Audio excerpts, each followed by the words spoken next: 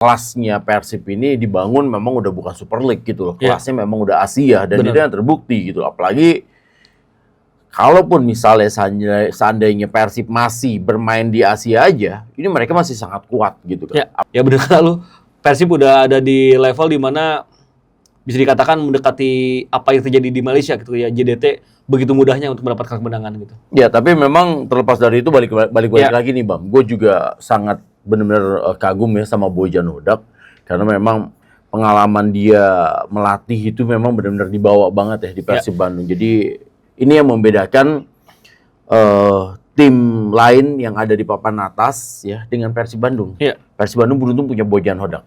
Tim lain pelatih bagus juga gitu loh. Bagus, Tapi bukan pelatih juara. Bali United itu juga dulu termasuk tim yang paling merepotkan Persib Bandung. Iya, benar. Tapi di era Bojan Hodak tidak lagi. Karena ya di era Bojan Hodak Persib menang terus kalau ketemu mau Bali. Nah, untuk semuanya happy, makanya kita sekarang masuk ke segmen Cenayang from Cicadas.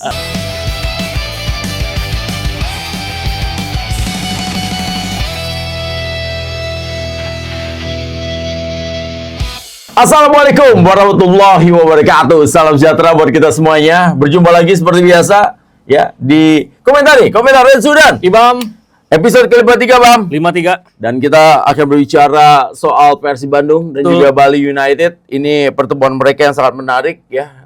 Dua-duanya berhasil meraih kemenangan. Betul. Bahkan Bali United berhasil mendapatkan kemenangan terbesarnya di musim ini atas PSBS Biak. Dan satu lagi, Bam. Pertandingan ini menjadi kunci. Ya. Dengan keunggulan berapa sekarang?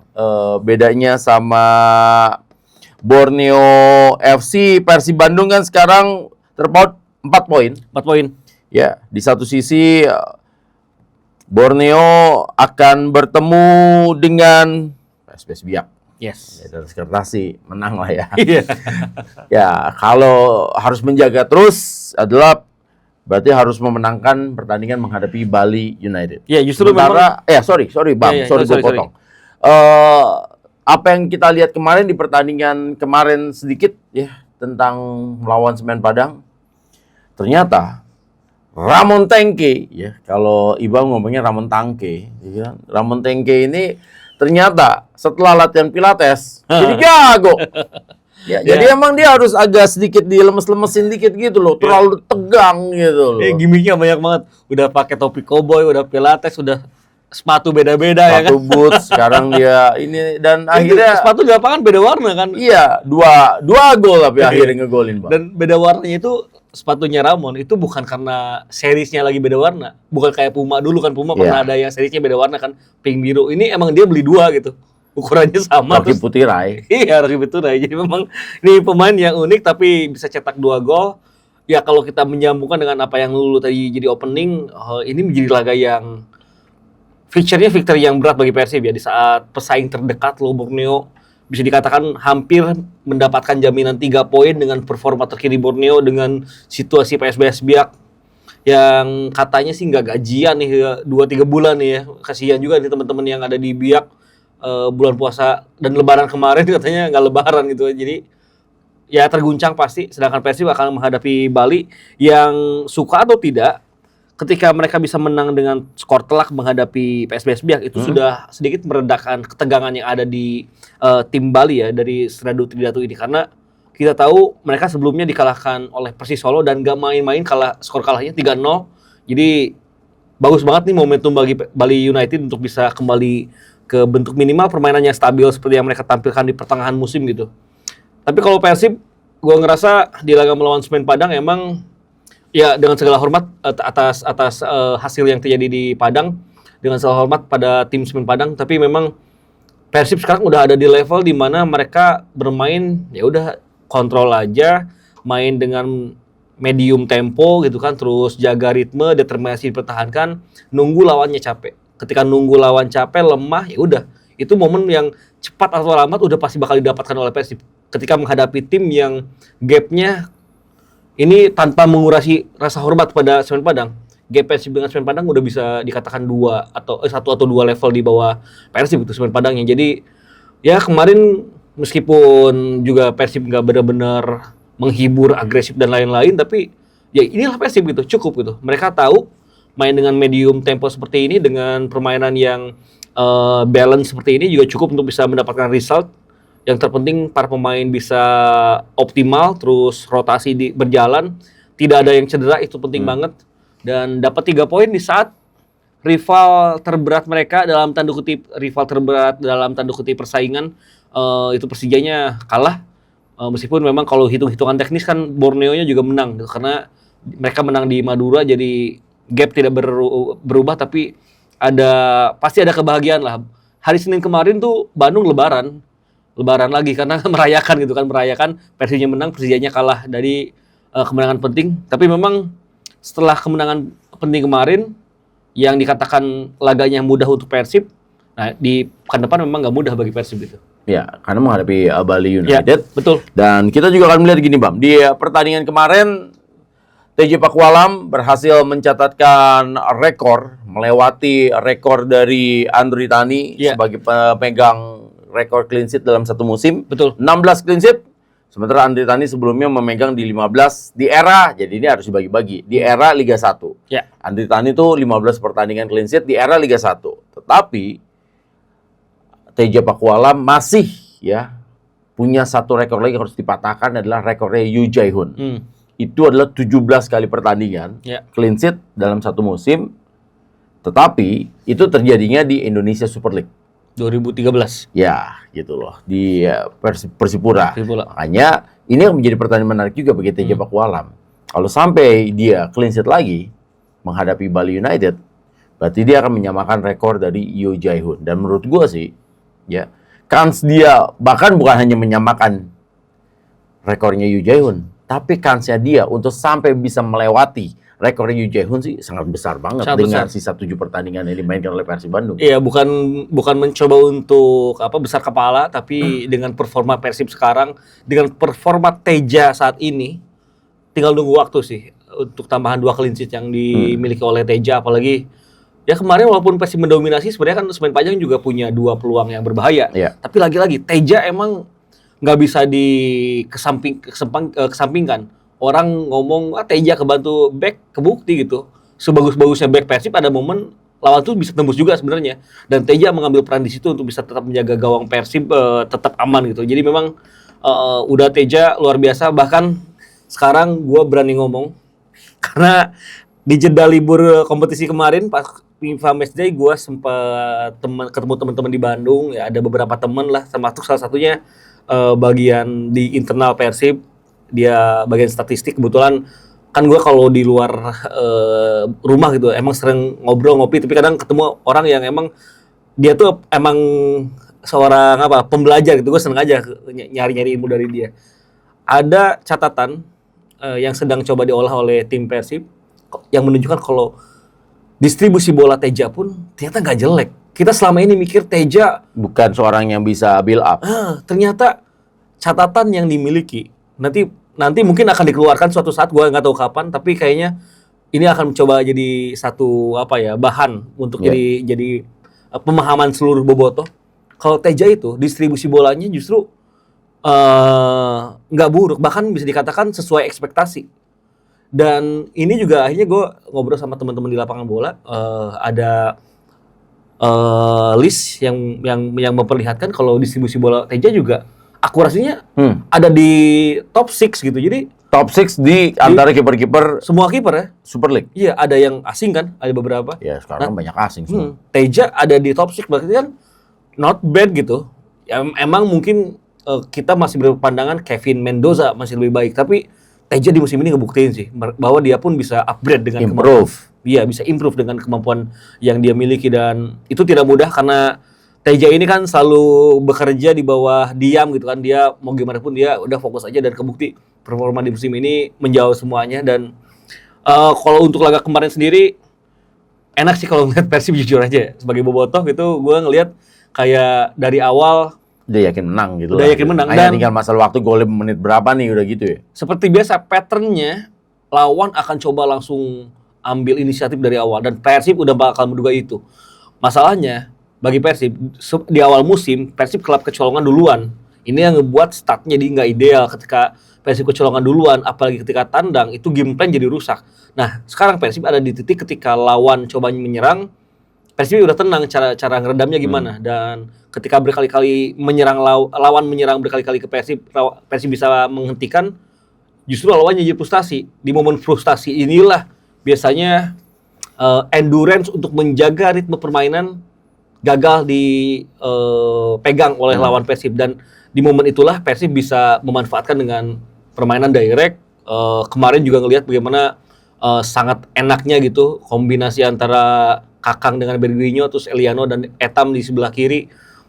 Juga permainan Klok menurut gua, walaupun dia kan 3 hari sebelum berangkat ke Padang dia operasi di tangan sikut.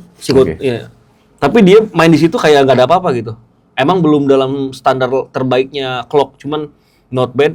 Tom Haye juga sempat sulit di awal laga, tapi kesini nyaman. Yang buat Semen Padang sebenarnya udah nggak ada chance pas gol Ramon Tangke dimiliki. Udah langsung kelihatan kalau wah Semen Padang bakal agak sulit sih gitu. Ya, jadi gini Bam, kita udah sering banget bahas lah bahwa memang kelasnya Persib ini dibangun memang udah bukan Super League gitu loh. Kelasnya memang udah Asia dan itu yang terbukti gitu. Apalagi kalaupun misalnya seandainya Persib masih bermain di Asia aja, ini mereka masih sangat kuat gitu kan. Apalagi sekarang mereka kan fokus main hanya di Super League. Jadi kelihatan banget gitu loh. Gapnya Persib ini ya sudah menuju JDT gitu loh, di JDT-nya Indonesia lah, yang memang begitu superior. Dan itu yang menurut gua luar biasa yang memang dipunyai oleh Persib Bandung, karena mereka seperti yang lo bilang gitu loh, tim yang paling, kan kita lah sama-sama tahu lah, tim yang bisa menjadi juara itu adalah tim yang paling stabil, karena ini kan kompetisi, bukan turnamen. Kalau turnamen itu kan bisa ledakan aja gitu loh. Lu 4 pertandingan, 5 pertandingan tidak terkalahkan, bisa juara. Kalau ini kan enggak. Dan memang sejauh ini, kalau dari pandangan gua, Persib ini memang benar-benar stabil banget gitu loh. Ketika mereka turunnya itu nggak turun banget. Gitu loh. Jadi itu yang membuat mereka ya akhirnya terbukti. Mereka bisa back to back dan sekarang punya kans paling besar. Udah bisa diomongin seperti itu. Punya kans paling besar untuk bisa juara ketiga kali berturut-turut. Di tahun 2026 salah satu penampilan terburuk Persib di Liga itu terjadi ketika menghadapi Persita Tangerang, dan itu pun Persib masih menang gitu kan. Termasuk lawan Persebaya Surabaya, salah satu sistem pertahanan Persib yang mudah ditembus oleh lawan di laga itu, tapi itu pun Persib hampir menang gitu.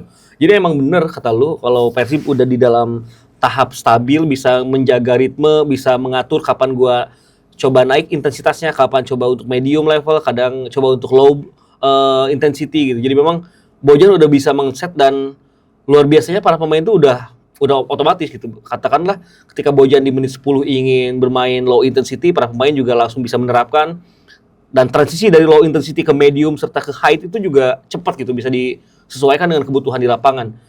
Dan yang gue lihat Persib itu ketika nyerang, dalam performa terbaik menyerangnya itu kayak gelombang air laut di pantai gitu, yang ini serangan, lawan baru mau nyerang, direbut lagi, diserang lagi. Jadi ya kayak gelombang ombak di pantai yang terus-terusan datang gitu. Itu tuh Persib gitu. Gagal cetak gol, kehilangan bola, lawan goal kick, kurang dari 10 detik bolanya direbut lagi sama Persib, diserang lagi gitu kan. Lama-kelamaan lawan pun yang tadinya kokoh bertahan tetap kecapean gitu, karena bertahan itu nggak kalah capek dibanding menyerang gitu, nggak mudah untuk bisa main bertahan, apalagi dengan kelelahan di atas pertandingan, kelelahan fisik, mental dan lain-lain, itu akan sangat terlihat. Persib justru di saat lawan mulai lelah, ya gimana gitu. Kemarin aja yang masuk di babak kedua levelnya udah gila-gila gitu kan. Sergio Castil masuk, terus Sadi Ramdhani masuk. Bahkan pemain yang dirasa sama Boboto nggak perform aja dan emang lagi periode buruk, Baros masuk, dia pun masih punya 3 big chance gitu. Jadi memang semengerikan itu lini pemain-pemain yang ada di bench Persib. Ada Lucho masuk dan nggak mengubah sama sekali bagaimana gaya bermain Persib, karakter bermain Persib di atas lapangan. Ini akan menjadi lampu merah bagi lawan-lawan Persib di sisa laga Super League, karena Persib seolah-olah tahu harus bermain seperti apa ketika menghadapi lawan yang mana gitu. Nah ini akan menjadi tantangan juga bagi Bali United. Jadi beberapa pemain nih ya Bam, gua garis bawahi, Kakang improve banget. Jadi kalau misalnya lu ngomong bahwa Tejo Pakualam itu secara diam-diam meningkatkan kemampuannya, berarti kan dia di drill juga nih sama pelatih kiper untuk bisa tahulah kekurangannya dia di mana dan disitulah dia ditingkatin gitu loh. Kakang juga menurut gua dalam beberapa laga terakhir ya sudah mulai seperti Doni Tripamungkas juga di kubu Persija, udah mulai kayak Kadek Arel juga di Bali United. Ya memang bukan pemain regulasi gitu loh. Bener. Memang sudah bagian dari skema dan itu yang menurut gua secara keseluruhan buat Kakang dan juga buat regenerasi pemain muda di Indonesia ya juga bagus banget menurut gua. Iya. Akhirnya gue selalu melihat titik baik dari suatu regulasi yang mana kan mengecewakan banyak orang karena jumlah pemain asing bertambah.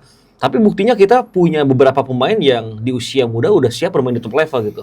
Ya, tadi udah mention nama-namanya, ada Doni, ada Kadek Arel, di tim lain juga banyak. Borneo punya Rivaldo Pakpahan. Sekarang Persib ada Kakang, bahkan Kakang di momen dimana ketika dia mendapatkan challenge dari Douglas Maicon itu, dia cuma butuh sekitar 5-10 menit untuk adaptasi. Selebihnya, wah Douglas Maicon berat juga tuh untuk nembus sisi kanan Kakang gitu. Dan terlepas dari kemarin itu kan Putros belum ada di bench ya, dia masih dalam perjalanan balik ke Bandung setelah bermain di Meksiko.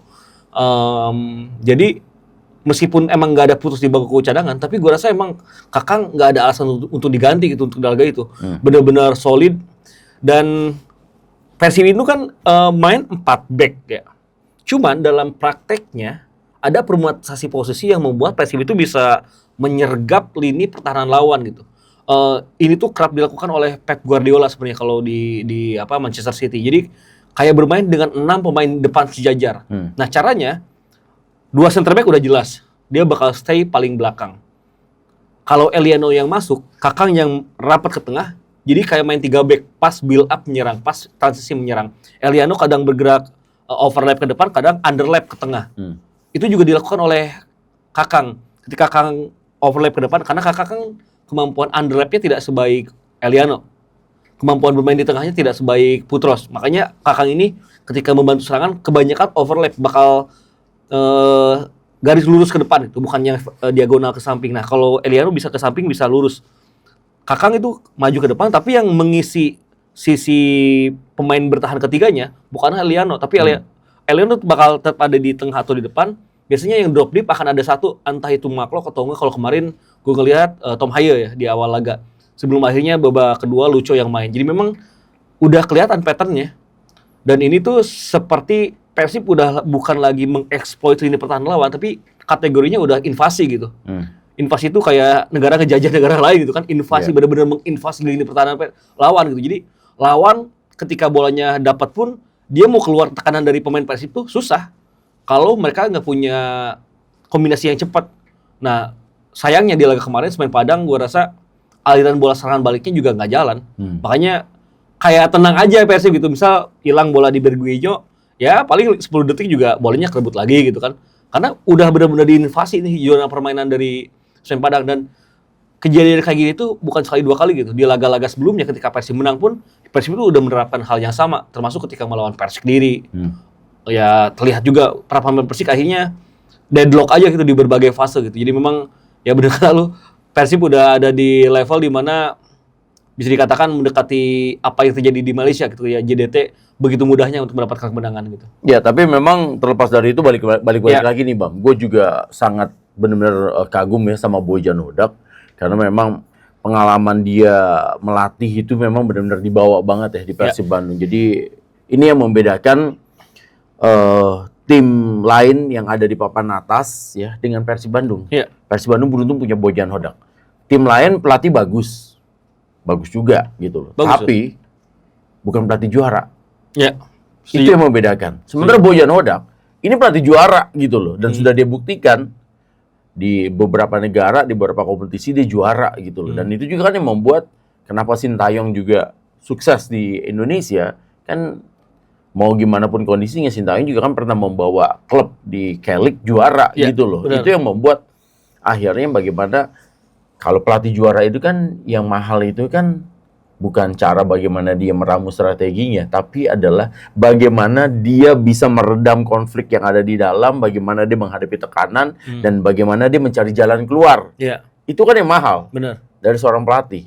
Kalau bikin strategi, semua orang yang ikut sertifikasi juga pasti bisa bikin strategi. Tapi cara lo menyampaikan strategi lo, cara lo menghandle pemain bintang lo, cara lo meredakan konflik, itu kan yang susah. Dan Bojan berhasil untuk hal itu. Iya, apalagi kalau kita ngelihat sebenarnya kan Persib kemarin bisa-bisa aja menang dengan cara main yang lebih agresif, menyerang, barbar, brutal untuk bisa terus melakukan shot. Tapi kan Bojan nggak memilih itu gitu. Bahkan ketika udah unggul 1-0, ada beberapa big chance didapatkan oleh Persib juga. Bojan tuh tetap percaya dengan pemain-pemain yang ada dan dia baru mengganti pemain ketika dirasa ini udah harus dijaga nih kondisinya karena itu fixture ke depan masih berat. Maka game manajemen Bojan itu one of the best. Kenapa Persib belum bisa melaju sejauh mungkin di Asia? Ya levelnya beda.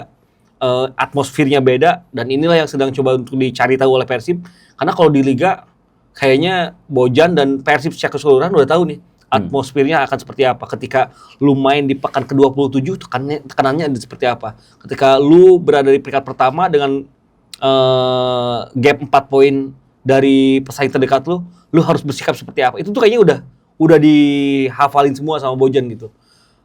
Kalau ada satu hal yang masih mengkhawatirkan mungkin yaitu konversi peluang. Kemarin itu big chances Persib itu banyak banget. Babak kedua aja gue ngitung ada sekitar 6 atau 5 gitu. Baru saja 3 gitu, pemainnya baru masuk 3 dan 3-3-nya nggak jadi gol. Agak disayangkan sih. Tom Haye 2 gitu. Jadi memang kalau Persib bisa clean di situ, sebenarnya kelar sih itu pertandingan yang dihadapi Persib.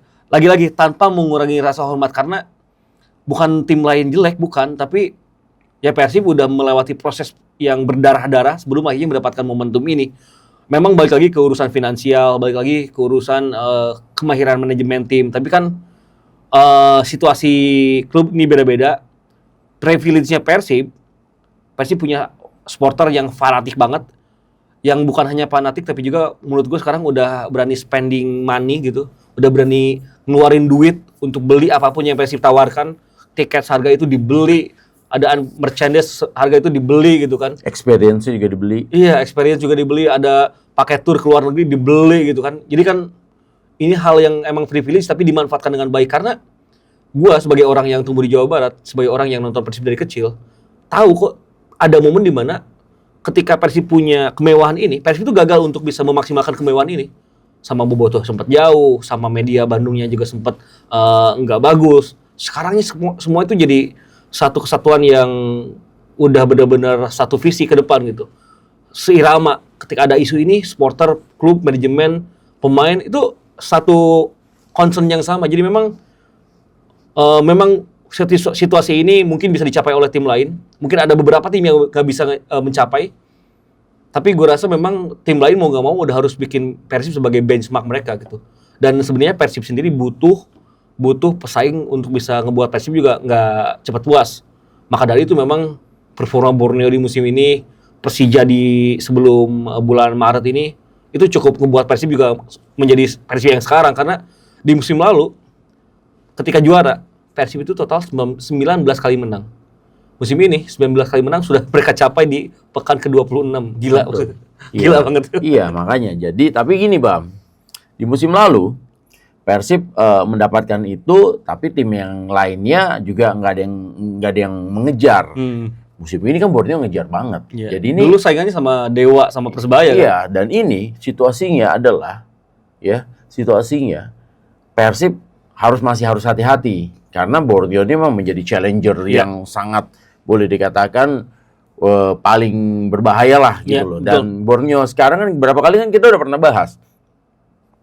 Borneo musim ini berbeda dengan Borneo yang kalah di Championship Series. Iya, betul.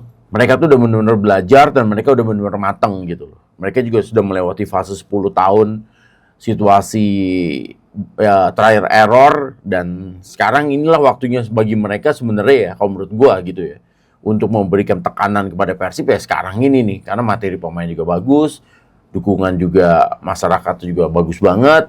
dana juga mereka tidak bermasalah. Ya itu dia. Sementara di satu sisi Persib juga nggak buat kesalahan. Iya. Itu yang membuat boardingnya juga bingung juga nih Benar. gitu loh. Iya. Blunder-blundernya Persib minor gitu loh, nggak ada yang blunder yang fatal banget. Borneo tuh udah melakukan yang terbaik yang mereka bisa gitu Iya. kan. Bahkan ketika Bos Nabil bilang kita punya pelatih yang memiliki karakter menyerang, gua cukup nggak setuju sebenarnya karena Lev Fundes itu nggak ada track record dia ngeset timnya full attack gitu. Justru ini adalah pelatih yang juga tahu caranya game manajemen gitu dan taktikal yang lebih terukur. Ya Lev Fundes seperti itu. Itu yang membuat dia juga sukses di K-League kan di Korea, di Liga Korea. Jadi memang secara setup, inilah setup untuk tim yang bersaing di title contender. Jadi Borneo udah melakukan yang terbaik yang mereka bisa, termasuk perekrutan pemain asing. Obi tiba-tiba brace kan di Madura, jadi emang luar biasa. Tapi ya itu, Persib udah kata lu, nggak pernah melakukan kesalahan. Dan kalaupun Persib melakukan kesalahan, ya di saat pesaing-pesaingnya juga lagi gagal menang gitu. Salah satunya kan waktu lawan Borneo sendiri ya, maksudnya. Betul. Kalau Persib menang di Segiri kemarin dengan gol Etam yang kalau kejadian di menit akhir, ya sebenarnya ini di sini udah agak jauh, udah beda 7 poin ya. Iya, udah lebih santai lah. Walaupun belum ini tapi paling tidak udah lebih santai. Iya. Jadi memang gini, Bang. Gue berapa kali melihat ya bahwa dengan situasi yang ada saat ini, Persib ini sekarang tuh tinggal bagaimana memaintain pemainnya udah tidak cedera. Iya, betul. Udah itu aja. Setuju. Jadi di 7 pertandingan terakhir ini, ya kalau mereka pemainnya nggak cedera, ya harusnya sih aman lah. Mereka bisa, bahkan gue bisa bilang sebelum pekan ke-34 mereka udah bisa memastikan gelar juara nih gitu loh. Dulu tuh di musim 2021 kalau nggak salah, Massimiliano Allegri waktu masih ngelatih Juventus ataupun 2022 gue lupa lagi, pernah ditanya kenapa sih gaya latihan lu nggak terlalu keras gitu kan? Itu yang ngebuat Mathis de Ligt ketika masuk ke Bayern perlu latihan terpisah. Bonucci ketika masuk ke Union Berlin juga pernah latihan terpisah. Chiesa pas masuk ke Liverpool di bawah Arne Slot lambat untuk adaptasi. Ini kenapa sih? Berarti latihan lu kurang kencang nih gitu. Allegri ngejawabnya santai banget. Ya kalau gua kenceng di setiap sesi latihan, pemain gua habis lah cedera. Kalau habis cedera yang bisa main lah di pertandingan gitu kan. Nah itulah yang pentingnya juga sebuah tim gitu dan seorang pelatih punya kemampuan manajemen seperti dan juga game manajemen tidak hanya di pertandingan tapi juga di latihan. Dan gua rasa ini sudah menjadi makanan sehari-hari bagi Bojan Hodak. Di momen mana Persib selalu menang 1-0 kan itu masih main di 2 kompetisi ya. Wah, itu tuh orang-orang banyak yang nge-DM, "Mang Ibam, kalau lu punya akses kasih tahu dong Bojan," gitu kan. Terus ada teman saya yang juga ada di Persib sekarang, dia kebetulan punya lisensi kepelatihan juga. Ada yang banyak DM tuh. Kok lo nggak bisa ngasih tahu Bojan sih? Harus ngelatih ini, harus ngebuat kayak gini, harus ngebuat kayak gini. Kadang-kadang orang tuh lupa ya. Bojan itu lisensinya UEFA Pro gitu kan. Dia udah bikin Persib juara back to back. Dia udah pernah juara di Malaysia, di Kamboja. Udah pernah jago juga gitu bersama tim top 3-nya Malaysia gitu. Udah bisa capai final AFC Cup gitu. Masa kita yang nggak punya lisensi, masa yang punya lisensi deh ngasih tahu Bojan yang udah punya segalanya gitu maksudnya? Itulah makanya gunanya tahu diri dan tahu kapasitas diri. Iya. Gitu dan kalau kita ngasih tahu, emang Bojan mau dengerin? Kan nggak mungkin juga gitu. Dia tahu situasi kok. Iya, maksudnya probability Bojan dengerin kita ya pasti kecil lah. Setiap pelatih juga punya ego sendiri ya. Dan kalau menurut POV gua, ya nggak perlu juga Bojan dikasih tahu. Bojan udah pasti jauh lebih tahu dibanding kita.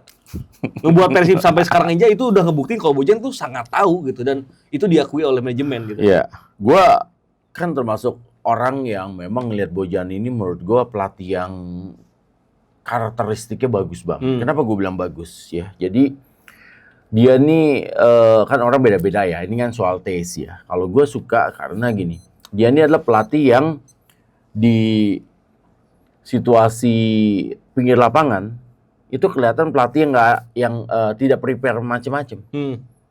Iya kan? Santai aja gitu, duduk gitu loh. Banyakan gerak biasanya Igor atau ya udah, kecuali yang momen-momen tertentu yang benar-benar besar baru tuh dia bereaksi gitu kan. Kalau enggak ya udah gitu.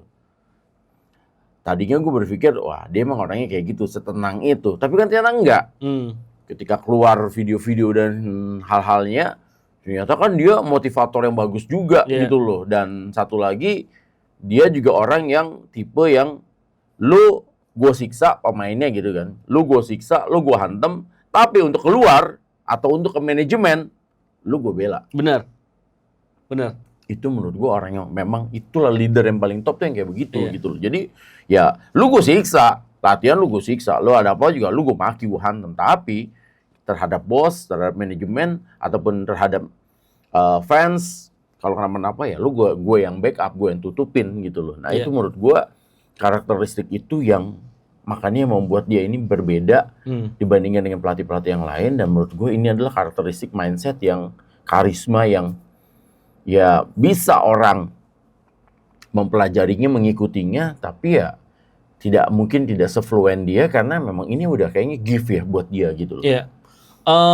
Kemarin tuh sempat viral juga ya di X karena kan ya gue banyak mendapatkan apresiasi lah bagaimana caranya gue membawakan pertandingan gitu. Tapi sebenarnya kan yang terpenting sebenarnya Persibnya menang dulu aja gitu. Kalau gue mah gue juga nggak nyari panggung juga, tapi emang ada kesempatannya bawain Persib ya udah gue ambil maksimal.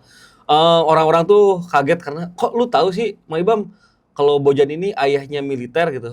Kok lu tahu Bojan ini anak kedua terus kakaknya juga dari militer gitu. Ya riset lah. Tapi sebenarnya kultur keluarganya ini yang membentuk Bojan itu sangat disiplin gitu. Dan bener kata lu, untuk ke media dia selalu nge-backup pemainnya. Terlepas itu Baros lagi busuk secara permainan, dikritik sana sini, udah banyak yang ngejokes, Baros udah kunciin aja, udah tinggalin aja di Thailand dan lain-lain. Tapi dia selalu nge-backup Baros dan itu tuh satu suara. Mau lu tanya Coach Miro, mau lu tanya Coach Igor atau siapapun di situ, ada bahkan sampai ke staf-staf lapangannya, jawabannya bakal tetap sama karena udah satu visi, satu suara. Dan Bojan udah kebentuk itu. Bojan juga meskipun sering bercanda tapi di latihan, ketika latihan dia serius. Teman-teman di Bandung yang berkali-kali kan ada sesi yang boleh diliput oleh reporter oleh wartawan. Nah di sesi itu aja pemain tuh nggak ada yang bercanda-bercanda, nggak ada yang bercanda-bercanda berlebihan gitu. Kalau yang tipis-tipis masih ada, tapi praktis semuanya serius. Hadir Ramdhani yang terkenal sering bercanda juga serius pas momen-momen bisa diliput itu. Terus ada Malis gitu. Itu ngebuktiin kalau Bojan emang udah nerapin kultur kedisiplinan ini ke Persib. Makanya nggak heran karena dia tumbuh di lingkungan yang sangat disiplin. Ayahnya tentara, apalagi di era dulu kan bahkan lagi chaos ya pas ayahnya aktif jadi tentara itu. Jadi bisa dibayangin Bojan ini dididik disiplinnya kayak apa di rumah tuh kayak bisa dibayangin. Terus kakaknya juga tentara juga gitu. Makanya dia sejak jadi pemain pun udah di sosok yang disiplin. Nah, di lapangan sebenarnya kalau secara tidak langsung kan sekarang banyak video yang ngasih unjuk kalau pemain-pemain tuh datang ke lapangan latihan berkelompok bareng-bareng. Dan kalau bisa dicek lagi dalam kurun waktu potongan-potongan video itu jarang banget ada pemain yang benar-benar terlambat. Karena pemain tahu once lu melakukan kesalahan, terlambat datang ke latihan, terlambat sarapan bareng, terlambat berangkat ke bis, itu Bojan nggak main-main. Bojan tuh langsung bisa ngedrop. Lu nggak usah main, lu nggak usah masuk line up. Itulah yang kejadian ke William Marcilio. Makanya ada satu momen ketika di paruh pertama Persib, William Marcilio ini cedera enggak, akumulasi enggak, tapi nggak masuk squad. Dan bukan karena taktik juga. Karena taktik itu sebenarnya dia dibutuhin juga oleh Bojan saat itu. Jadi memang Bojan sedisiplin itu, inilah yang ngebuat Persib juga sangat tahu cara untuk bermain di lapangan. Dan kedisiplinan ini berimpact ke bagaimana para pemain Persib mengaktifkan taktik yang Bojan inginkan. Wah, untuk disiplin taktik di Indonesia saat ini Persib yang terbaik. Lu di setup untuk menyerang, para pemain bisa. Tim sedang di setup oleh Bojan, coba lebih bertahan, full bertahan, tim bisa. Dan shifting dari menyerang ke bertahannya itu cepat gitu. Dari mode menyerang ke mode bertahannya itu cepat karena pemain Persib udah sangat disiplin dalam menjaga taktik. Tim lain apakah disiplin? Disiplin. Tapi apakah bisa menjaga kedisiplinan taktik ini selama 90 menit? Itu yang tim lain gak bisa. Semen Padang kan di awal babak pertama itu sampai 25 menit, wah disiplin banget tuh. Persib gak bisa tembus kanan kiri oper lagi ke belakang, kanan kiri oper lagi ke belakang. Tapi masuk menit 30 udah gampang di stretch, terlambat turun, terlambat lain-lain. Di Persib itu jarang banget kejadian karena pemainnya udah sangat disiplin dan itulah yang membuat Persib luar biasa. Dan applause serta pujian untuk teman-teman di Kota Padang. Kemarin kan stadion penuh ya, jadi Spartak, Kemers dan juga Ultras West Sumatera meramaikan. Hujan gede banget dari awal warming up, bahkan 2 jam sebelum pertandingan udah hujan, tapi lapangan clean, nggak ada yang ngerusak alur bola gitu. Jadi memang kemarin sih enak banget bagi Bobotoh ya, secara pertandingannya bagus, Persibnya main bagus. Semen Padang disebut main jelek juga enggak, tapi ya itu yang mereka maksimal bisa lakukan untuk menghadapi Persib gitu. Nah, sementara tadi lagi-lagi masih bicara soal Bojan Hodak. Jadi gue juga sangat setuju ya dengan situasi. Kan ada pelatih tuh kadang yang tolerir Bam dengan hal-hal seperti itu gitu loh. Jadi dia takut situasi itu merusak situasi di dalam tim. Jadi kadang-kadang kesalahan-kesalahan kayak gitu masih ditolerir. Tapi ada juga pelatih yang memang tidak mentolerir hal-hal kayak gitu. Jadi skill lo, teknik lo itu jadi nomor 2 dibandingkan dengan attitude lo. Ya. Gitu loh. Nah, ini kan kalau gue lihat Bojan Hodak ini lah tipe juga pelatih yang mengedepankan attitude yang pertama. Ya lo mau sejago apapun juga kalau attitude lo nggak bagus, ya kontribusi lo buat tim itu pasti akan lebih banyak mudaratnya dibandingin manfaatnya. Betul. Nah, makanya. Tapi kalau lo udah attitude udah bagus, minimal ya, kalaupun juga lo secara teknik belum bisa mencukupi level yang diinginkan oleh pelatih, tapi minimal lo sudah manfaat lo lebih banyak dibandingkan mudaratnya. Lo tidak jadi apel busuk juga di dalam situ. Nah, itu menurut gue sesuatu hal yang positif yang dimiliki oleh Bojan Hodak. Jadi mengedepankan attitude. Jadi bukan berarti lo juga jadi galak dan lo juga jadi punya gap sama pemain lo. Tapi yang paling terpenting adalah lu tidak ditakutin sama pemain lu, tapi lu dihargain dan direspekin gitu. Yeah. Jadi nggak perlu ditakutin, tapi lu dihormatin aja. Yeah. Itu karena menurut gua kalau lu ditakutin juga nanti ada gap juga tuh Bang, dengan pemain dan itu bahaya juga gitu loh. Kan kalau lu direspekin ya lu tetap bisa bercanda sama pemain lu. Di luar situasi latihan, di luar situasi bertanding kan nggak mesti juga.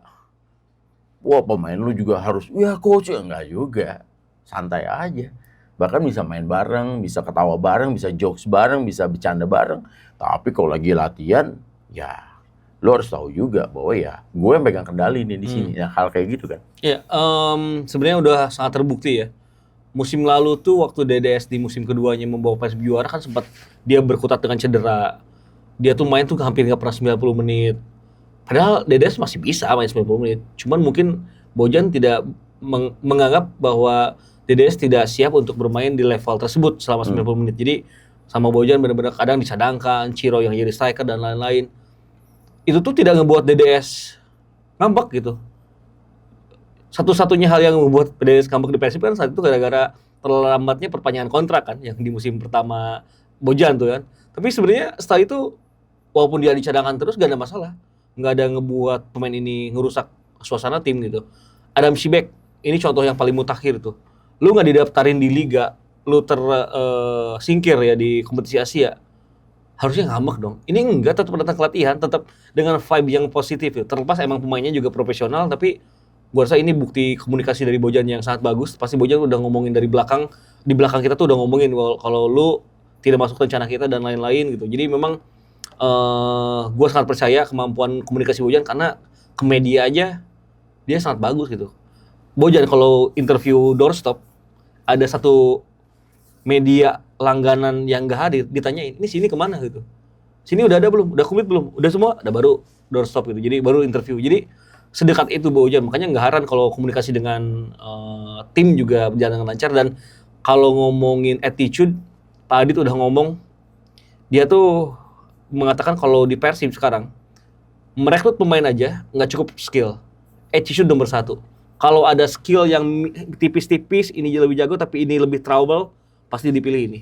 Dan ketika memilih ini pun asesmennya banyak, sampai ngobrol sama keluarga, sama istri. Kalau ada orang tua, sampai ngobrol sama orang tua, sama agen udah jelas gitu kan. Terus providing apa yang harus dikasihkan juga semuanya udah diservis. Makanya semuanya seakan-akan di jalur yang tepat untuk membuat Persib kembali juara sih. Iya, karena menurut gue itu sangat penting ya, mengecek bagaimana dia di klub lamanya, bagaimana dia berteman, bagaimana dia memperlakukan pelatih, bagaimana dia memperlakukan orang-orang yang tidak berpengaruh terhadap dia. Karena kan cara paling gampang menilai orang itu, Bam, adalah bagaimana perlakuan orang itu, perlakuan kita terhadap orang yang tidak berpengaruh sama kita. Ya, benar. Maksudnya tidak berpengaruh pemain lah, misalnya contoh paling gampang ya. Pemain yang tidak berpengaruh sama pemain tuh siapa sih? Kitman. Ya. Ya kan? Lalu masur, terapis, atau juga fisioterapis. Kalau pemain yang kurang ajar kan nganggap mereka udah kayak babu, Bam. Lempar sepatu, ngelempar aja. Iya dong. Iya. Nih, sepatu cuciin. Udah gitu ngasih duit juga kagak kadang, gitu. Iya kan? Memang mereka Emang kerjaannya padahal. memang kerjaannya tidak perlu dikasih uang, tapi kan ya kita, lo gaji lo puluhan juta, gaji lo ratusan juta, masa lo ngasih uang ya setiap lo nyuci ya berapalah gitu lo, masa lo nggak mau sih? Iya dong. Iya. Udah gitu kadang lemparnya udah kayak ngelempar sepatu, ngelemparin, sepatu gua mana nih?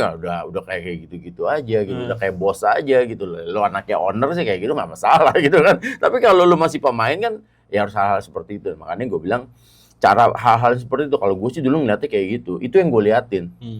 Gitu loh. Karena kalau misalnya seandainya kita lagi ngumpul bareng, ada gua, semua orang pasti behave. Kita sebagai orang manajemen gitu, pemain pasti behave, Bang. Begitu juga dengan orang-orang itu. Tapi kan pada saat tidak ada kita, bagaimana dia memperlakukan orang itu. Makanya cara paling gampang nanya kondisi pemain, orang itu pemain seperti apa, ya sama mereka-mereka itu, Bang. Karena mereka jujur. Jujur apa? Karena orang-orang itu, pemain-pemain itu tidak bisa bohong. Memperlakukan orang-orang yang tadi itu, yang ada gue sebutin. Karena orang-orang itu kan nggak berpengaruh buat pemain. Betul. Kalau cara mereka memperlakukan gua ketika gua masih di klub atau memperlakukan pelatih kan berpengaruh buat dia. Pasti mereka baik-baik terus lah gitu loh segala macam. Makanya itulah yang menurut gua banyak pemain-pemain hebat di Indonesia yang bisa bertahan lama.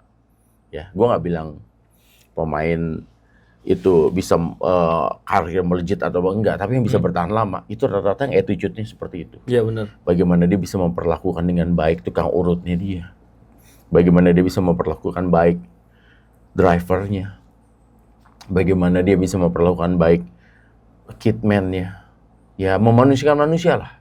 Hal seperti itu yang membuat bagaimana klub juga akan semakin bagus dan juga kualitas orang tuh akan terlihat di situ, Bang. Iya. Gitu. Dan itu menurut gua ini udah track yang bagus di Persib Bandung gitu loh. Karena Bojan Hodak memberikan contoh bagaimana berbuat di dalam klub ini. Makanya akhirnya faktor, karena kan kalau bilang ada masalah juga banyak juga masalah, Bang. Dari mulai kasusnya William kemarin kan gitu loh, sampai beberapa hal. Tapi kan bisa teredam semuanya dengan baik gitu loh. Benar-benar. Walaupun tersingkir dari ACL tuh, tapi kan tetap masih berada di puncak teratas gitu loh. Bahkan kalau jokesnya Bobo tuh kan bilang Persib menang tapi kok nggak pernah naik-naik ya gitu kan. Itu kan the jokes gitu. Itu benar kan Boy memang ya. Berarti kan di atas terus gitu loh, nggak pernah turun. Ya, dan gue selalu ingat dengan perkataan Pak Adi kalau dia melihat fakta bahwa di akhir paruh musim pertama Persib peringkat pertama tuh aneh. Karena manajemen tuh tidak semenyangka itu. Tadinya Persib juga nggak mau ngelepas musim ini gitu, tetap bakal ngincar gelar juara, tapi nggak nyangka juga lu memasuki Januari dengan posisi pertama gitu. Ya 19 kali kemenangan. Iya, tadinya tuh mikirnya tuh ya kita baru bisa nyalip mungkin bulan Maret atau April lah ya. Ternyata sejak Desember akhir kita udah jadi yang pertama gitu di peringkat. Jadi memang di satu sisi bagus berarti achieve target, tapi di satu sisi ya ini tanggung jawab dan pressure-nya makin berat gitu, karena kalau lu terpleset, wah itu bisa ngancuri mental di musim depan gitu. Makanya kan semuanya sedang dicoba dijaga dan ya beruntung semuanya sesuai dengan apa yang Persib inginkan. Beruntungnya juga cedera-cedera yang menghampiri para pemain minor. Kemarin kan Andre Yung tidak bisa bergabung dengan tim. Mati Kardi itu akumulasi kartu, tapi bukan cedera yang harus membuat pemain ini absen panjang. Jadi kayaknya sih pemain-pemain Persib bakal tetap tersedia optimal ya di laga menghadapi Bali. Mungkin kalau ada pemain yang nggak jadi inti ya paling Fran Futros lah yang kebiasaannya Bojan. Bojan tuh seperti yang tadi kita bahas di episode 52.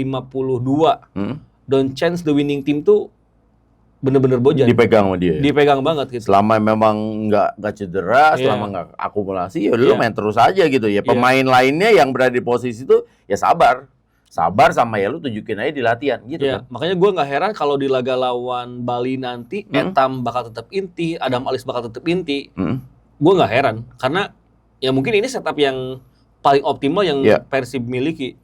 Dan ya terlepas dari banyaknya beberapa pemain heritage ya kayak Tom Haye, lagi juga Klok ataupun Klok naturalisasi, Eliano. Tapi kemarin Persib juga nggak selalu memaksakan pemain asing yang main sih.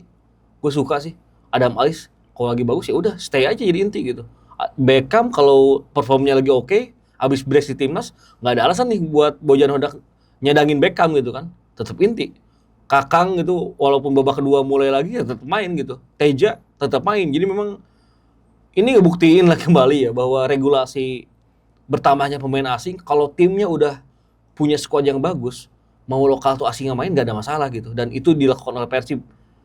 Ya Persib sudah 1-2 langkah di depan tim-tim lain sih. Makanya gue yakin banget itu kalimatnya Bojan ketika bertemu dengan para pemain pasti bilang gini, gue gak peduli lu pemain asing, lu pemain lokal, gue gak peduli.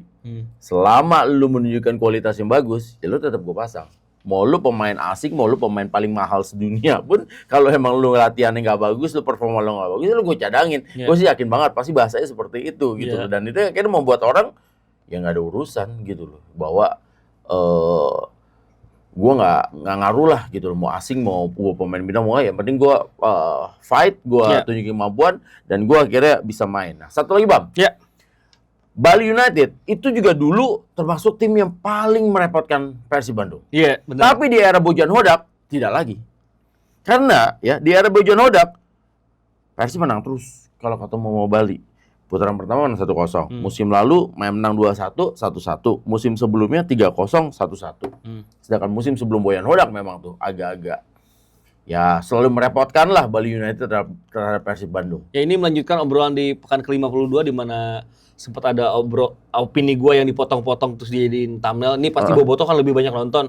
Gue bilang Persib selalu kena mental di situ ya, di judul thumbnail itu Persib selalu kena mental kalau bersaing dengan Persija. Terus foto gue di-insert lagi, ditempelin di situ kan.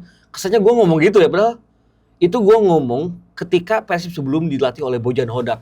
Dan di bawah Bojan Hodak, kutukan-kutukan seperti itu udah bisa dipecahkan gitu. Termasuk kutukan ketika menghadapi Bali United. Terakhir kali Persib menang menghadapi Bali sebelum Bojan Hodak datang itu terjadi di 2016. Turnamen apa Liga TSC itu ya yang ISC yang emang TSC itu sponsor. Iya, berarti ISC ya. Indonesian Soccer Championship benar. Berarti lagi liganya tuh nggak resmi lah karena lagi di ban FIFA kan. Jadi semenjak itu tuh Persib nggak pernah bisa menang lawan Bali. Begitu menyulitkan, selalu ada aja gitu kan. Ketika Persib unggul, bahkan pernah Persib itu unggul 2-1. Bali kartu merah Andika Wijaya tetap imbang loh. Maksudnya se-insecure itu Persib ketika ketemu Bali. Se-inferior itu Persib ketemu Bali. Apalagi Bali kan di momen ketika ya dilatih Teko, prime-nya Teko bersama Bali juga ya mirip-mirip Persib sekarang gitu. Walaupun gua rasa sih dark art-nya Bali gila sih. Kalau Persib kan nggak terlalu dark art. Persib itu kalaupun unggul, bahkan ada momen di mana musim lalu tuh sempat bermain 10 orang lawan PSIS Semarang. Apakah Persib guling-guling? Enggak. Bali tuh dulu tuh dark art banget. Bener-bener. Kalau di Italia namanya furbizia. Menghalalkan segala cara agar tujuan tercapai. Masalahnya itu kan nggak dilarang. Iya, itu tidak menyalahi aturan gitu. Itu nggak salah. Iya, cuman etikanya aja gitu. Apa dilihatnya kayak aduh gitu. Jadi memang kalau harus ngebandingin back to back Bali yang bangga-banggakan oleh pendukung Bali. Sebenarnya diraih dengan cara yang agak dark art. Kalau Persib itu ngeraihnya dengan cara yang lebih elegan kalau buat gua gitu. Jadi memang luar biasa. Kita ingat di bawah Bojan Hodak, Persib itu selalu menemukan cara untuk bisa mengalahkan Bali gitu. Di musim lalu tuh ada Gustavo Franca yang memainkan peran. Gustavo tiba-tiba di menit 90 dapat umpan dari Etam, cetak gol 1-1. Tapi yang menjadi momentum kenapa Persib bisa lebih pede ngelawan Bali adalah semifinal Championship Series Liga 1 2023-2024. Gua nonton langsung di Jalak Harupat. Persib deadlock sepanjang 60 menit, tapi tiba-tiba gol pertama Persib ke gawang Bali dicetak oleh Ciro Alves dengan di lob, lu yang bawain, tapi gue di stadion jadi gak dengar suara lu, tapi gue selalu ulang-ulang gol itu karena itu cantik banget gitu. Umpannya umpan Deddy Kusnandar kalau nggak salah atau siapa gitu, gue lupa lagi, tapi umpannya tuh kayak dicungkil gitu, terus di lob lagi, kena lob, siapa kiper Brazil tuh? Maringa, Delson Maringa 3-0. Setelah itu Persib kayak biasa aja kalau lawan Bali. Termasuk musim lalu kan Etam yang cetak gol jarak jauh gitu. Sayangnya Bali, kalau disebut sayangnya, Bali udah nggak dilatih oleh Teko. Dan ketika tidak dilatih oleh Teko, buat gue sih Persib semakin nyaman ya, karena karakternya Teko itu merepotkan. Itu yang merepotkan Persib itu sebenarnya karakter Teko itu. Terlepas dari Teko musim lalu gagal membawa Bali berprestasi, tapi di laga melawan Persib itu nggak pernah mudah gitu. Ya kemenangan 3-0 di semifinal Championship itu lebih kepada karena Balinya udah hilang momentum. Persibnya lagi, itu kan musim dimana top perform Ciro sama DDS tuh lagi kacau-kacau di situ ya. Yang double digit semuanya tuh, gol, asisnya Ciro double digit. Jadi memang itu tuh benar-benar tetap menyuguhkan Persib, dan kalau kita ingat di laga lawan Bali di GBLA perlu aksi magic dari Etam untuk membuat Persib akhirnya bisa mendapatkan kemenangan, dan perlu diakui juga itu adalah kemenangan yang nge-boost mental Persib untuk bisa jadi juara lagi ya di musim lalu. Nah musim ini dengan ketidakstabilan Bali di bawah Yuni Jensen sebenarnya cukup menguntungkan Persib. Ya Persib pun pasti nggak bisa terlalu leha-leha, meskipun sebenarnya Persib tetap perlu waspada karena secara jadwal, kalau kita melihat secara umum jadwal Persib ini tidak lebih mudah dibanding Borneo. Borneo masih akan ketemu PSBS Biak, PSM, Semen Padang, Persik Kediri, Persijap Jepara.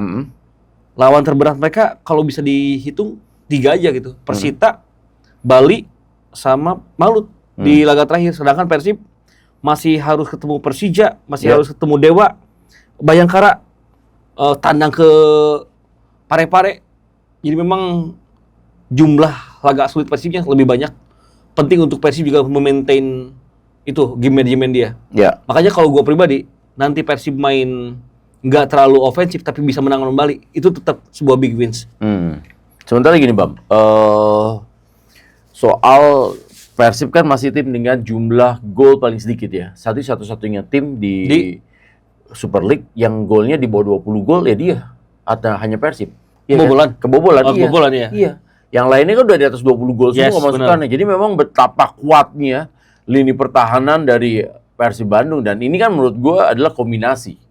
Bukan hanya backnya yang kuat, tapi kan juga Teja yang tadi sudah kita bahas di awal, bahwa yang sudah mencatatkan 16 kali clean sheet. Itu loh. Dan total kan berarti kan 14 nih pertandingan Persib tidak terkalahkan kan. Nah itu dia. Jadi lini pertahanannya bagus, kipernya juga lagi upgrade dan improve juga gitu loh. Makanya baru 14 gol kan kemasukan sampai saat ini.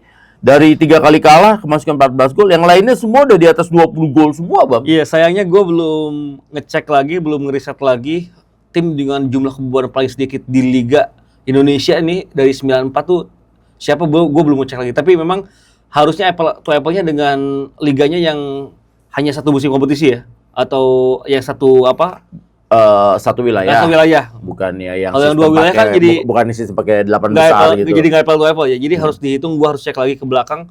Tapi memang sebenarnya ini nggak masuk akal sih, 14 kebobolan dari 14 gol 20 berapa sekarang? 27.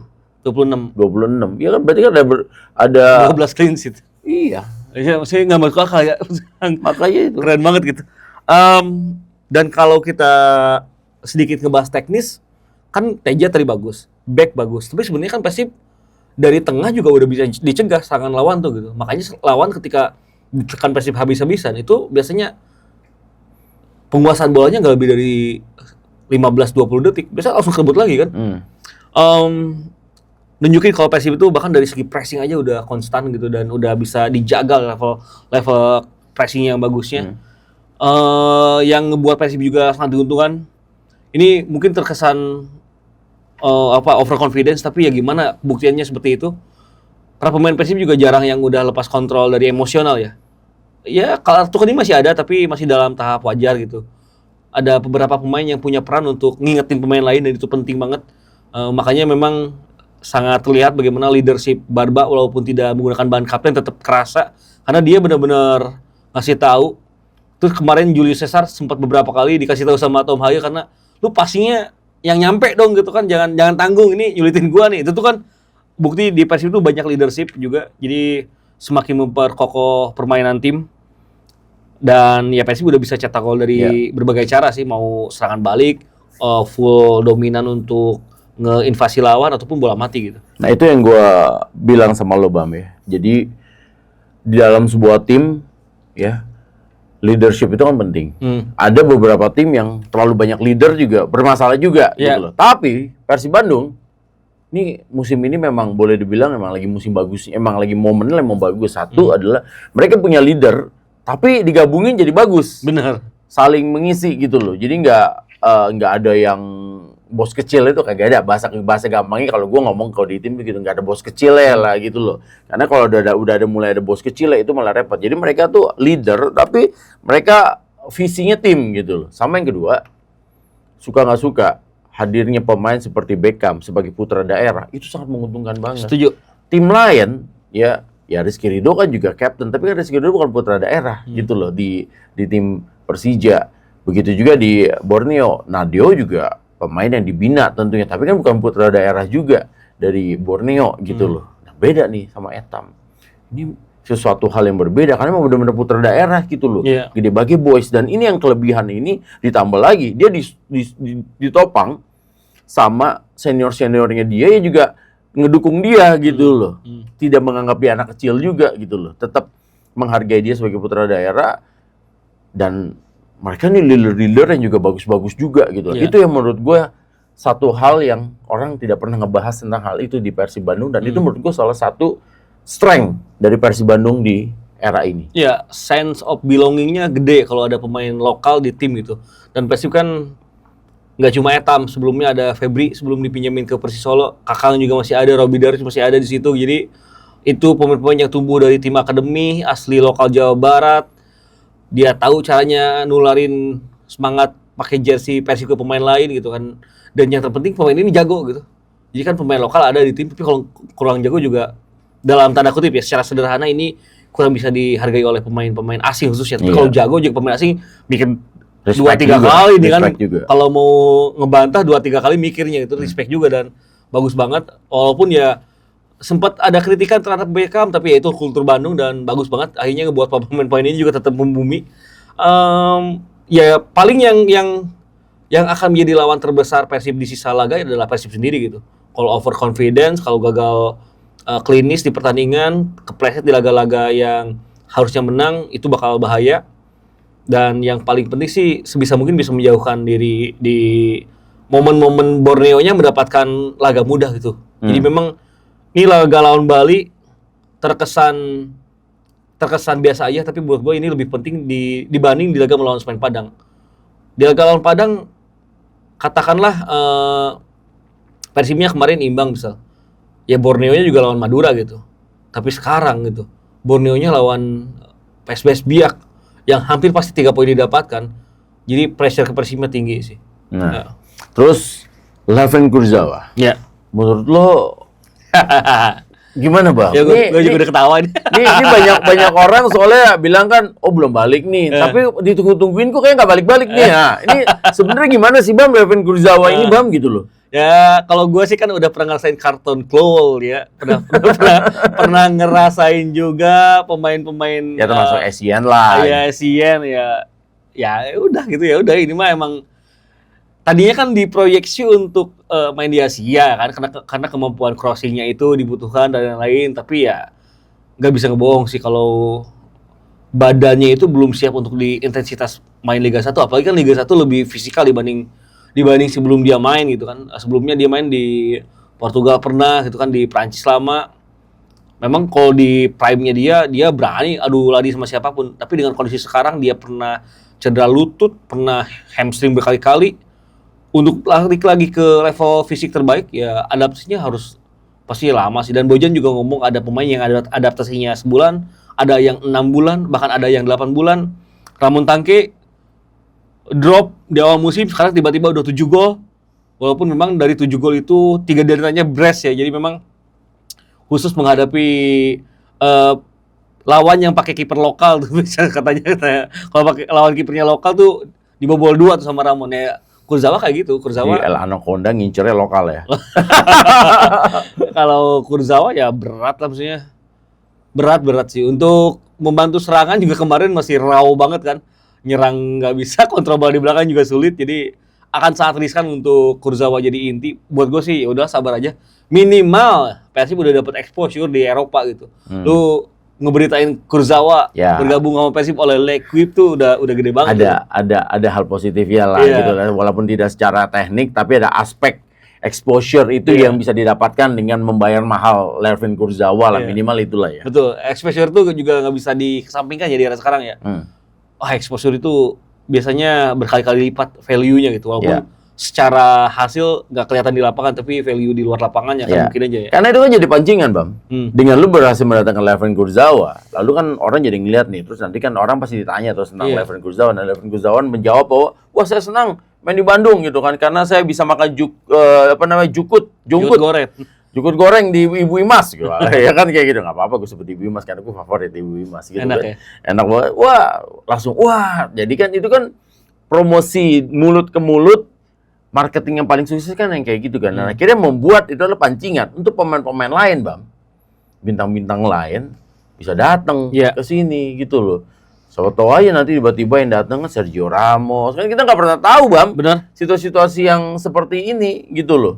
Pemain-pemain yang ada di Liga Belanda yang harganya juga masih bisa masuk ya kan, yang harga-harganya di Liga Belanda yang masih harga 400.000 itu banyak banget euro, 500.000 euro kan masih banyak dan bagus-bagus, Bam gitu loh. Bagus-bagus gitu loh, seperti yang kayak Hasan Kartosuwir, ada yang Kartosu, ada yang benar, Kartosuwiryo. Iya, itu kan ada pemain itu kan harganya masih bisa, ya itu harganya cuma $1 juta itu masih bisa semua gitu loh. Jadi pancingan lah. Itu menurut gue yang sebuah harga yang dibayar oleh Persib bukan hanya dari aspek teknis, tapi juga dari tadi itu aspek dari exposure yang membuat trust dari dunia luar, dari pemain-pemain luar. Akhirnya yang selama ini mungkin, waduh, gue kalau main di Indonesia gimana nih? Main di Indonesia gimana? Wah ternyata udah kalau gue main di Indonesia di Persib aja nih, karena terbukti kemarin Lervin Kurzawa juga happy kok main di sana. Ya itulah yang menurut gue nggak bisa dinilai pakai uang. Iya, bukti Persib pernah bikin Essien digaji walaupun tanpa didaftarkan aja udah bagus. Maksudnya itu kan ngebuat pemain asing tuh trust ke Persib. Oh percaya, kalau Persib aman dah, nggak bakal ganggu kontrak. Sempat ada masalah dengan Luis Milla, itu mah beda cerita, itu mah emang Luis Millanya aja yang nggak tertib administrasi gitu kan. Tapi Lervin Kurzawa ini kan ngomong ya di interview, terus dia ngomong kalau saya dipercaya musim depan untuk tetap berada di Indonesia, gua bakal belajar bahasa Indonesia. Karena dia udah ngerasa, wah gila sih, gua di luar ekspektasi dapat liga kayak gini, stadion penuh, pertandingannya high intensity, taktikalnya bagus, cuaca enak. Semua ada komplit gitu. Untuk ukuran negara yang mungkin jarang diomongin di Eropa. Iyalah. Kita kan dibilang negara dunia ketiga. Iya, tapi komplit banget. Kita mau apa makanan Prancis banyak, Michelin ada gitu kan. Iya, fans banyak, terus tiba-tiba main di sini langsung naik followers lu. Yang bikin dia kaget, kualitas pemain lokal kita katanya. Oh, bagus-bagus aja. Yang ngebuat pemain lokal kita ini menurut dia nggak banyak muncul di nasional karena ya pengalamannya aja. Dan gua rasa dengan banyaknya pemain asing yang bagus di Indonesia, kalau ini bisa dipertahankan mungkin 5-10 tahun ke depan pemain yang abroad ke luar negeri itu bakal makin banyak juga. Mudah-mudahan. Yang penting kan kalau itu balik lagi ke episode kita sebelumnya, yang penting kalaupun main ke luar negeri yang penting jam terbangnya dapat main, itu aja. Sama tadi yang dibilang seperti yang Lervin Kurzawa bilang, itu adalah trust. Jadi no trust, no business, Bang. Asli. Iyalah, no trust, no business. Gue banyak mengakhiri bisnis gue karena gue nggak trust sama orang. Udah gitu aja, segampang itu aja. Karena kalau lu udah nggak trust, kan pasti ada rasa curiga, ada rasa, kan capek lu dengan kayak begitu, terus ada rasa udah. Tapi kalau udah trust kan enak, sama-sama enak. Semuanya juga happy. Nah, untuk semuanya happy, Makanya kita sekarang masuk ke segmen Cenayang from Cicadas. Ya, Bang? Ya kemarin pas Lebaran, Mang mudik ke Cicadas gak? Mudik ke Cicadas gak? Jujur, kampung gue bukan Cicadas, tapi memang ada nenek di Cicadas. Tapi gue kemarin udah nyamperin. Iyalah, nggak apa-apa lah. Bang Ibam, untuk Persib menghadapi Bali United, ya, walaupun Bali menang besar, tapi kan belum bisa dianggap Iya, sudah nggak jadi stable tolak gitu. ukur ya. Karena lawannya lagi sakit lah dalam tanda kutip gitu kan, seperti yang kita ketahui. Walaupun Joe Ferrari udah beres ya kemarin ya. Gitu. Iya beres. Nah, menurut lo berapa dan prediksi skor dari Cenayang from Cicadas untuk pertandingan ini? Yang pertama perlu untuk diwaspadai oleh Persib, gue tadi belum sempat ngebahas. Yoni Jensen kayaknya udah lebih berdamai dengan tidak memaksakan Boris Kopitovic untuk jadi inti. Dan Iya. itu ternyata works. Karena ngemainin Rahmat Ajuna, Sama M. M. Rahmat, sama Taiman Hoppel untuk Walaupun main bareng. Jens Raven tetap nggak jadi pilihan dia gitu Iya. kan. Taiman Hoppel main bareng di depan tuh ternyata lebih fluid dan lebih bisa ngacak-ngacak. Dan itu, Yachida sih gila sih itu. Bali lagi-lagi, scouting pemain asingnya nggak main-main, selalu dapet yang oke. Diego Campos, oke, tapi sebenarnya Yachida sih yang lebih buat gua ngeri. Artinya Persib kalau alpha dalam transisi bertahan bakal tetap bahaya untuk bisa ngebuat kemenangan dibuyarkan oleh Bali. Iya. Transisi mereka nyerang dari flanknya juga sangat bagus meskipun memang kalau kita ngelihat kan Ricky Fajrin udah nggak se-overlap dulu ya. Kalau dulu kan sering overlap, sekarang udah jarang. Bagas Adi Nugroho juga ya jarang overlap, apalagi dia gitu kan. Karena dia tipikalnya center back. Ya Persib harus bisa maksimalin justru sisi Bagas Adi. Kalau Bagas Adi kemarin kan main di kanan ya. Main di kanan. Kalau dia main lagi ya sisi kiri Persib harus bisa maksimalin. Dan juga sisi center back-nya itu yang Ferrari sama Kadek Arel masih kerap ya nggak sinkron gitu lah. Walaupun getting better kerja sama dua pemain ini. Sama lini tengah ya nggak bakal semendunia si di laga melawan Semen Padang lagi. Jadi intinya kalau transisi Persib bertahannya bagus, ya clean sheet mungkin kejadian lagi ya. Gua cukup yakin 2-0 lah. 2-0 atau 1-0? 2-0 cukup lah. Ya udah 2-0 atau 1-0 ya. Iya. Itu dia Cenayang from Cicadas untuk pertandingan Persib Bandung menghadapi Bali United ya, yang akan dibawakan sama presenter paling beruntung sedunia nanti ya di hari Minggu. Iya, itu kemarin ada yang nanya-nanya. Bang Ibam tanyain dong ke Rensu gimana kok kalau di Indosiar heboh-heboh. Gue bilang ya tiap tempat produksi beda-beda ya. Gue cuma bisa ngomong itu aja lah. Karena kalau di tempat gue kemarin siaran yang sendirian gitu emang gak ada keharusan. Bahkan kalau teman-teman perhatiin, bahkan gue nggak nyebut nama gue pas opening gitu. Jadi bersama saya nggak, gue udah kick off aja biasa. Karena emang gak ada keharusan. Iya, dan gue nggak pernah ngomong juga bersama gue gitu, karena menurut gue itu satu. Sama yang jadi gini, buat teman-teman, nggak apa-apa ya gue jelasin. Iya. Setiap station itu punya karakter yang berbeda-beda. Iya, setuju. Jadi makanya misalnya orang kan balik lagi nanya nih, lu waktu di Antv beda, di sini beda. Ya iya, kan sama kayak gue pemain. Misalnya gue jadi pemain bola, klub gue sebelumnya mainnya defense counter, ya kan. Terus klub yang gue datengin sekarang mainnya full offensive gitu loh. Klub gue yang sekarang, ya walaupun secara pribadi gue lebih senang main defense counter, tapi kan ketika gue profesional dengan klub baru yang mainnya ofensif, ya gue harus ikut dong. Ya kalau gue nggak mau ikut, ya berarti gue harus keluar dari klub itu. Segampang itu aja. Iya, benar. Udah segampang itu aja gitu loh. Ya itu pihak station yang memberikan kontrak kepada kita harus ngikutin kan. Makanya gue bilang sama semua orang, ini bukan pembelaan, tapi ini adalah kalimat. Martin Tyler, ya, Jim Beglin, dan siapapun juga, ya kalau siaran sama gua, ya harus ikut gua, harus ikut heboh juga, gitu. Intinya gitu, itu aja, gitu. Segampang itu kan anak karakteristik dari station. Iya, gitu. benar-benar. Jadi memang nggak bisa disamain. betul. Kalau kemarin kan gue emang beda tempat siaran ya, tempat orang yang ngeproduksinya beda. Jadi dan nggak ada dari produser harus gini-gini, nggak ada. Jadi emang makanya tergantung briefnya. Sesuai karakter gue aja, dan emang referensi gue kan emang bukan yang heboh-heboh gitu. No offense buat temen-temen yang heboh, tapi emang bukan referensi gue emang lebih seneng. Dan kan kalau berdua juga gue bukan host kan, emang jadi nggak bisa heboh juga gitu. Jadi ya senang aja kemarin respon teman-teman seru, jadi ngebiasain juga dan akhirnya teman-teman ini banyak yang bela-bela untuk wah sekarang gua bakal subscription video katanya biar bisa nonton yang iyalah bagus banget gitu. Jadi emang harus spending karena dengan lu berlangganan legal pun kan ngebantu klub lu sendiri kan, jadi yang lu klub dukung. Jadi memang bakal seru ya, siapapun yang bawain pertandingan gua rasa udah punya tes masing-masing, teman-temannya juga bisa nilai kok. Karena menurut gua ya kita dengan situasi yang ada seperti itu masih menyuapi semua orang gitu loh. Biarkan saja dengan ada yang seperti ini, ada yang seperti itu kan ada fansnya sendiri. Iya, Nggak usah benar. saling menjelekan aja, udah itu Benar. aja gitu. Setuju. Dan yang paling penting kalau buat gua sih selama bukan kita-kitanya sendiri ya yang wah ini enggak ini ya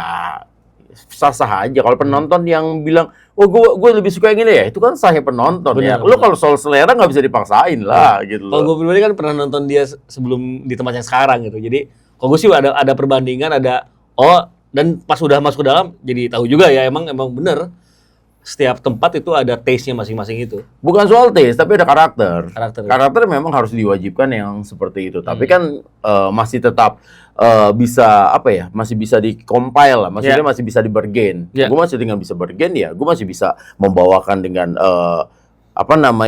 siaran-siaran gue dengan tetap ada pembahasan taktiknya, ada juga pembahasan Ya, tentang statistik dan lain statistik segala macam. Gue masih bacain. Kan ada yang sama sekali nggak ada kan hal-hal yang seperti itu. Ya kalau gue masih tetap berusaha untuk balance itu. Tapi gue seneng dengan muncul hal, dan gue juga mungkin kalau misalnya gue siaran di tempatnya Ibam, ya gue juga mungkin gue siaran juga akan kayak Ibam juga kayak begitu gitu. Apalagi loh. sendirian kan. Iya sendirian, karena sendirian kan semua materi bisa dikeluarin gitu. Tapi kan kalau kita berdua kan nggak bisa juga semua materi dikeluarin. Iya kan. Terus teman-teman kan ada yang nanya, kok lu bisa ngomongnya pas di timing? Ya itu mah karena keseringan aja ya, jam terbang memang. Iya. Walaupun gue belum sepanjang beliau, tapi Enggak lah. minimal ya udah bisa dipelajari lah gitu kan. Enggak lah, pokoknya intinya adalah kita harus menyesuaikan diri di mana bumi berpijak, di situ langit kita junjung. Udah Asli. itu aja. Asli. Saya itu aja poinnya, udah gitu aja. Jadi makanya buat teman-teman semuanya terima kasih buat masukan-masukannya. Yang pastinya itu yang hanya bisa gue kasih tahu. Setuju. Karena nanti kalau kita bahas lebih lanjut lagi, mungkin ada episode khusus lah untuk bahas itu, nggak apa-apa ya. Iya, Karena itu bisa 2 jam sendiri bahas itu, Bang, gitu. Banyak banget yang harus gue jelasin Iya, gitu ya. benar. Buat teman-teman jangan lupa ya selalu berikan apa namanya? Gue mau ngecek dulu yang subscribe udah berapa nih? Ya, pokoknya boleh buat- dong subscribe lagi dong. Ya buat teman-teman yang pokoknya jangan lupa untuk subs dan juga like ya, dan juga drop komennya di kata Rensu dan di komentari. Pokoknya terima kasih buat semuanya. Kita lagi nyari ini lagi nih, kayak kemarin kan udah ada kita mau kasih giveaway, nggak ada yang menang gitu. Nanti kita lagi cari-cari lagi lah nanti momentum ya lah, insyaallah ya. Buat teman-teman semua sekali lagi terima kasih ya Bam. Iya, Dan juga buat Sama-sama. teman-teman semuanya terima kasih. Sampai jumpa lagi. Wassalamualaikum warahmatullahi wabarakatuh.